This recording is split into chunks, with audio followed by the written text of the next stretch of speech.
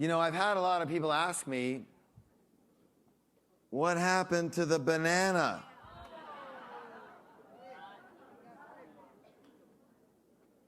Who's hungry? Not anymore, huh? Remember, what did the banana represent, please? It represented what? That everyone and everything has a purpose, a reason for being. The banana is a metaphor. What is it? Metaphor. This banana wasn't used for its purpose. So let me ask you, what happens if you don't do what you're here to do? Well, all I can say for the banana answer would be, you rot. Remember the Gospel of Thomas. That which is within you and expressed will set you free, while that which is within you and not expressed will eat you from the inside. Yes or yes? Another way of putting something like that is this. What to say, please?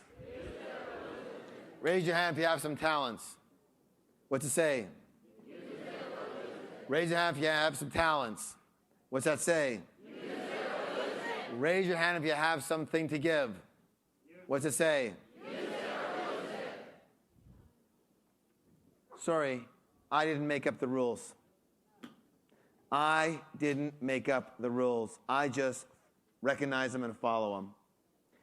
You don't use it. This is what you look like. Very simple. You understand? Rot. Smelly. It stinks. It's soft, it's mushy, and it smells. Is that a good enough metaphor for you? You understand that? Either you are using what you came here to do, either you're using your gifts, or you are not. And if you are not, you will lose them. And don't forget the original conversation where it says, that which does not contribute is eliminated. You have no choice. You do.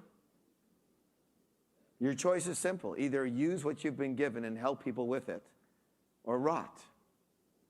Or rot. So don't let your mind take you out, because your mind can take you out, and you know what it does. You end up rotting, yes? And it stinks as it's doing it, doesn't it? You know it as you're doing it. You know you're making the wrong decision. You cannot be taken out anymore. Songwriter Neil Young said this. He said, it's better to burn out than to rust. How many people would agree with that? Yes? Burn out than to rust. Now, I want to tell a quick little story. I was getting a massage a while ago.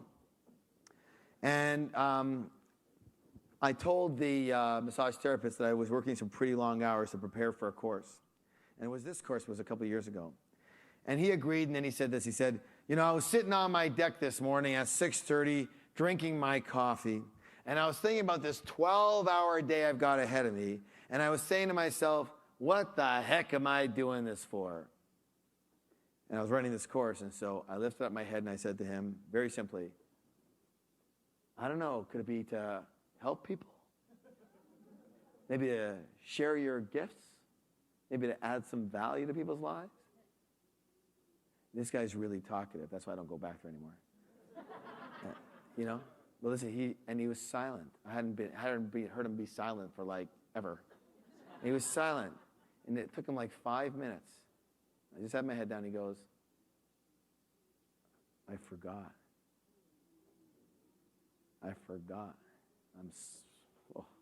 I forgot why I do this. Isn't it true that in the busyness of everyday life that sometimes we... True. But when you remember, it makes all the difference. When you remember your why, it makes all the difference in the world. Yes or no? Because some people say to me, Harv, you're so fortunate. You know, you got 600 people, 1,000 people, 2,000 people, yada, yada, yada. I say, you know what? It's not my preference, but if there was one, I'd do it. So I get an invitation to do a gig in, it was in Los Angeles, I think it was. And they had promised 400 people, minimum. And I had never worked with them before. And I said, oh, okay, yeah, I'll do it. Because there's a person that I was going to do some other things with. I get there, I'm getting dressed, and I get a phone call. And the phone call is, there's like 40 people here. And I said, are you kidding me? Said, no, there's 40 people at best. And first of all, my ego mind goes, what the? You know, from 400 to 40, you're going to pay me $50,000. That's what I'm thinking in my head, what I'm going to say to the guy. And he's on the phone, he's quiet, and he says, look, I understand if you don't want to come downstairs. I get it. I'll let them know that you canceled or whatever, you couldn't make it. You know, I'm so sorry. I don't know what happened. They registered, they didn't come. We kind of had a mix-up. I apologize. I understand 100%. Took a nice deep breath, and then I remembered. And I said, Harv, if you are on mission to educate and inspire people, live in their higher self, then it says people. It doesn't say 1,000 people, it doesn't say 1,000,000 people, it says people. And that means, Harv, if you can go down there, if you can touch one person's life, then this would have been a worthwhile trip. I went down there, and I had said to him when I was in my ego self, I said, okay, if I come down, I'm going to do a frickin' 45-minute thing, and I'm out of there. Okay, I'm going to go do something else. I'm going to go golf. You know, this is not what you promised. It'll still my ego self. And I was supposed to do an hour and a half. I did 2.5 hours for those 40 people. Because I realized those 40 people, of the 400, only those 40 people showed up. So those people were the most committed people. And I gave them everything I had because of the mission.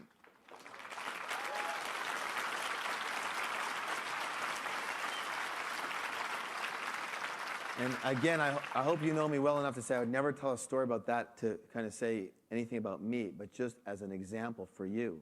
Because there will be times when our ego self, you know, is just flying out of hand, isn't it? Yes? And that you will forget why you're here and what you're supposed to be doing. But all it takes is for you to remember, and that makes all the difference. Yes or yes? Give me a high five and say, that makes all the difference in the world.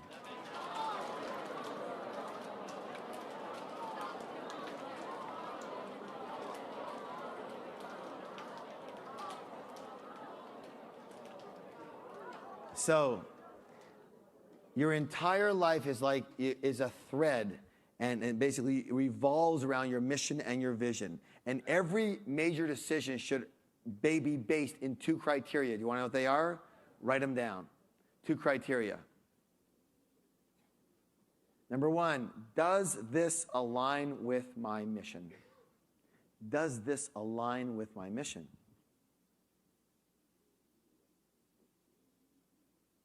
And number 2, does this decision move me towards my vision?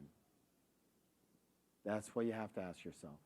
And if the answer is yes to either one of those, you got a pretty good situation. Does that make sense? Because in either case, you won't be wasting your time. And it's very easy to curtail things that aren't moving you towards your vision when you know what your vision is, which you do now for the most part. Yes? You're going to be so much more focused now and so much more energy towards it because you're going to know the things you do or we're doing that are just a waste of your time in comparison to what you're here to do. Does that make any sense? And how many people know already certain things in your life that don't fall into any of those categories? They don't serve your mission and they don't fall into your vision. Yes? Delete them. Hand them off.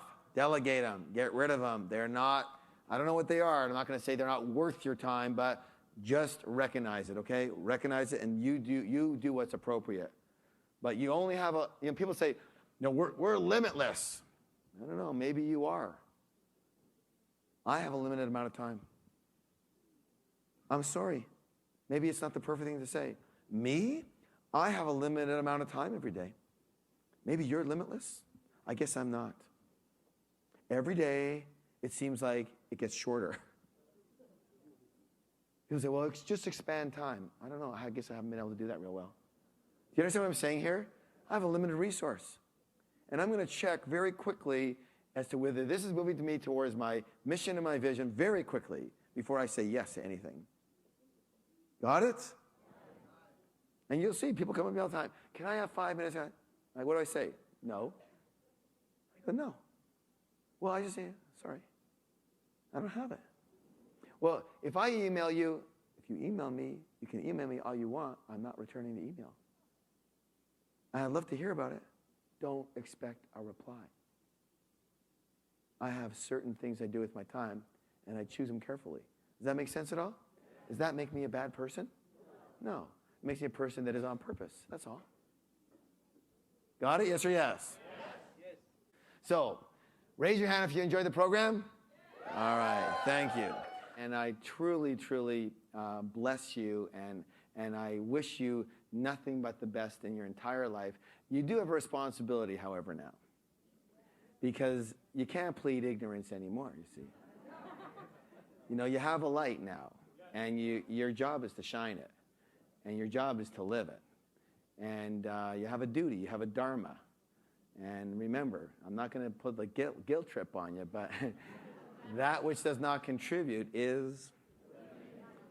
So you want to live a long and healthy and fruitful life. You just make sure you keep your light lit, because that's what keeps you living, you see. Not just in a breathing sense, but in a living sense.